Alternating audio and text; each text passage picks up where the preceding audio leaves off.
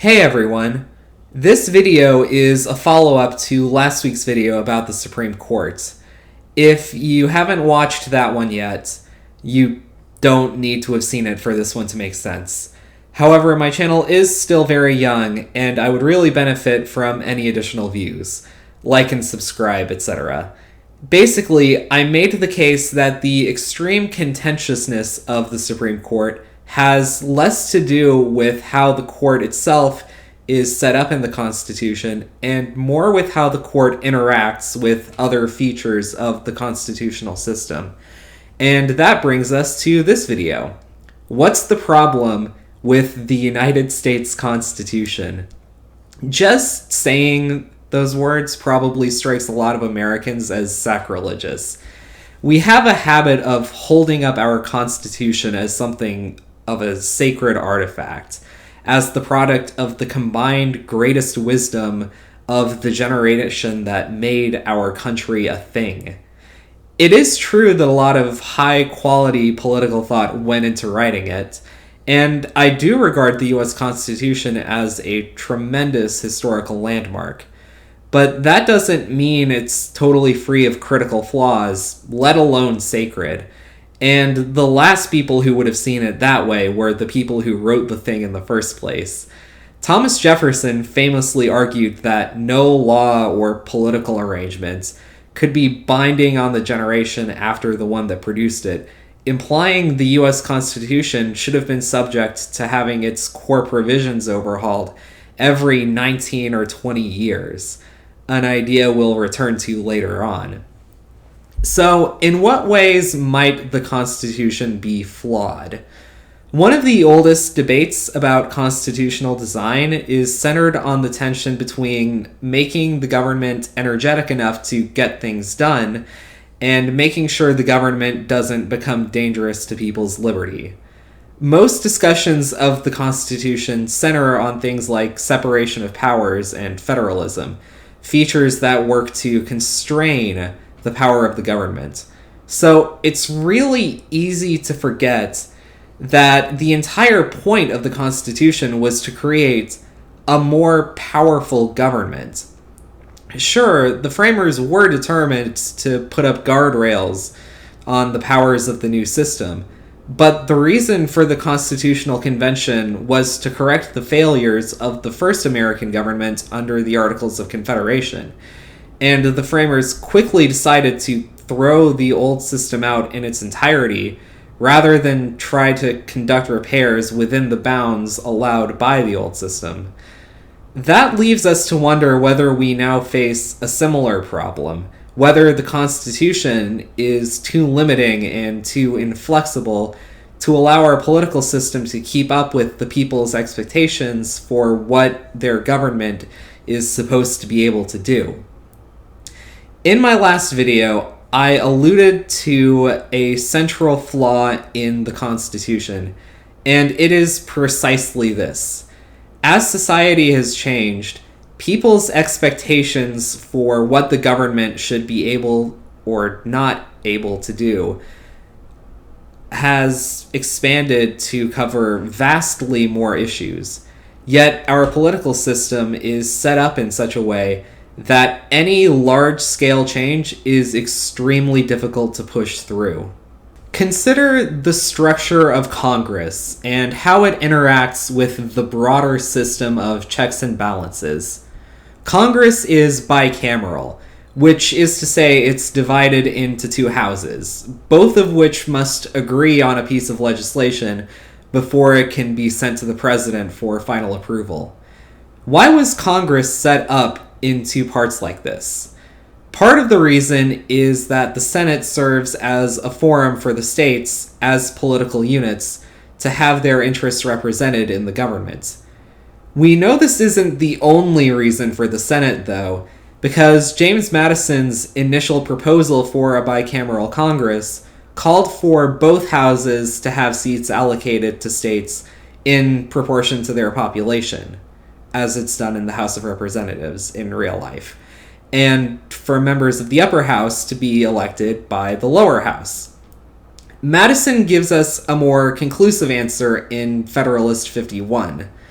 Because the legislature is necessarily the most powerful branch of any representative government, it's a good idea to split the legislative branch into multiple houses and have them be elected by different mechanisms, so that it's way harder for the legislature to give rise to some tyrannical conspiracy to overpower the other branches. In the same part of the text, Madison observed that the best way to compensate for the relative weakness of the executive branch was to unify all of its powers in the hands of a single official, the president. Now hold on.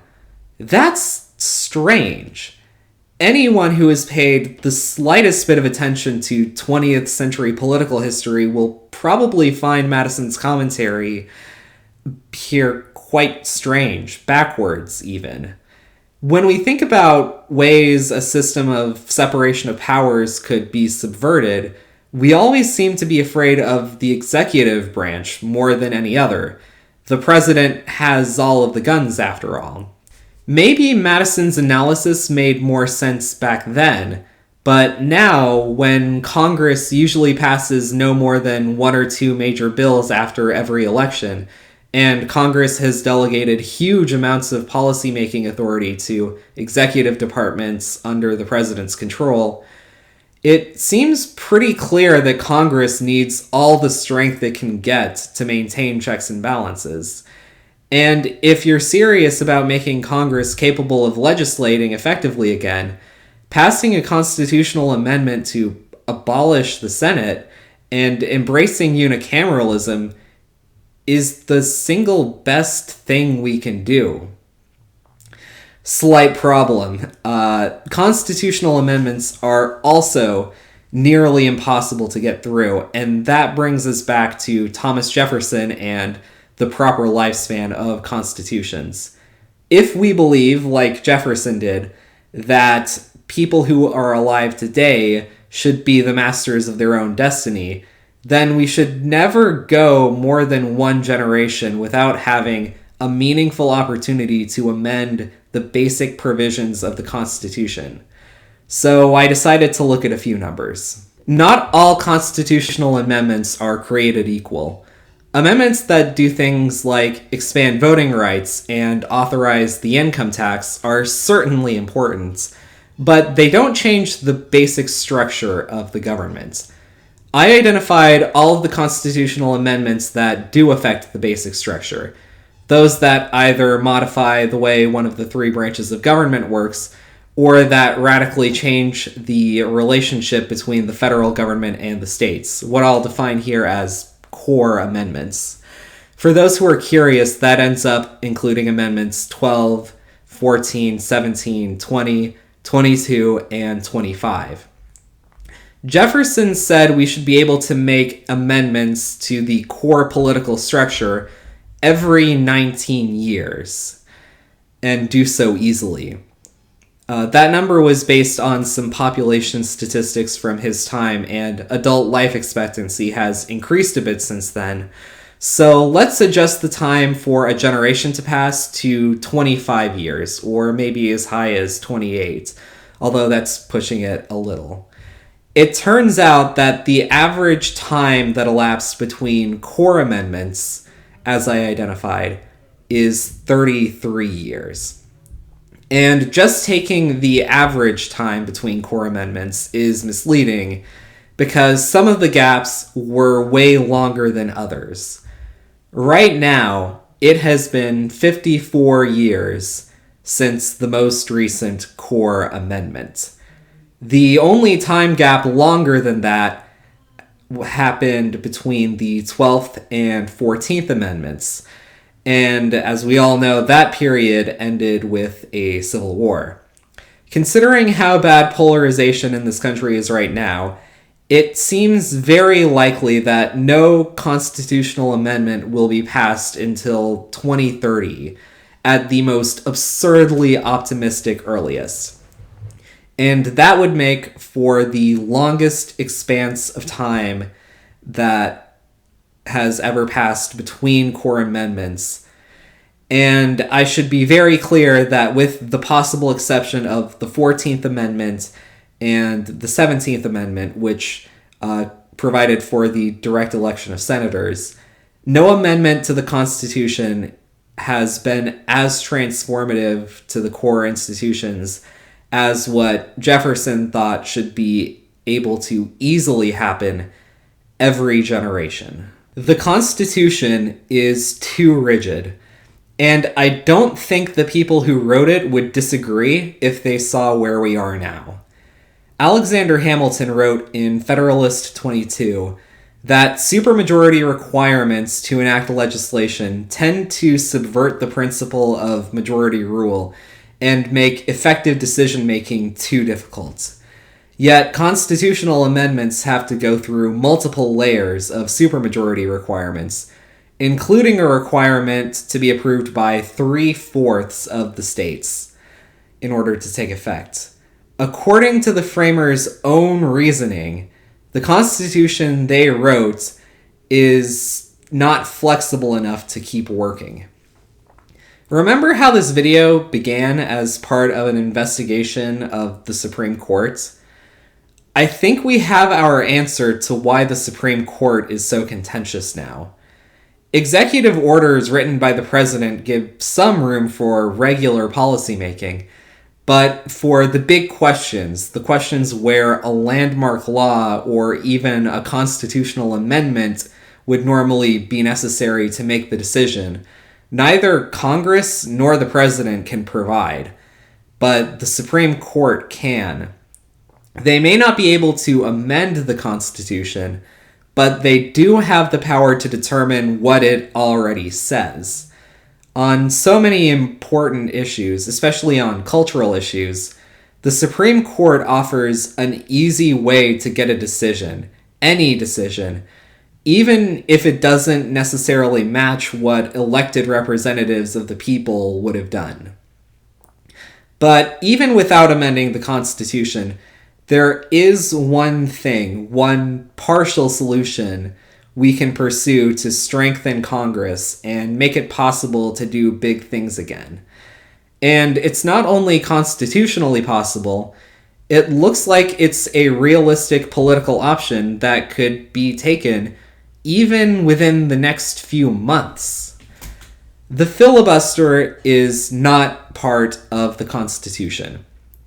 It has been part of the way American government works in one shape or another for so long that sometimes we treat it like it is, but the filibuster was originally created by total accident when Aaron Burr was trying to simplify the Senate's rules.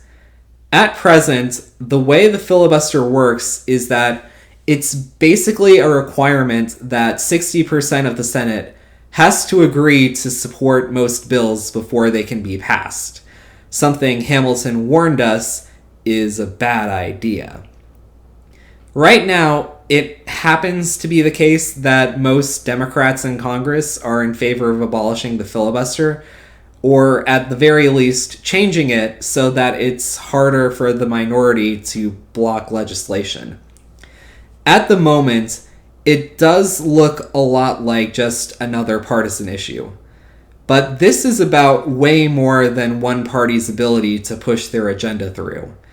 If you care at all about preserving the American form of government, if you care about rolling back the imperial presidency or stopping activist judges or defending the separation of powers, then supporting an end to the filibuster is the least you can do. It may seem like a radical step to some of us to pursue even just a partial solution, but I get the impression the founders would have thought this is actually pretty tame compared to what can happen if the Constitution fails completely. Anyway, that's my bit. Let me know what you thought of it in the comments. Leave a rating, and I would appreciate if you would share this video with someone you think would get someone out of it. See you later.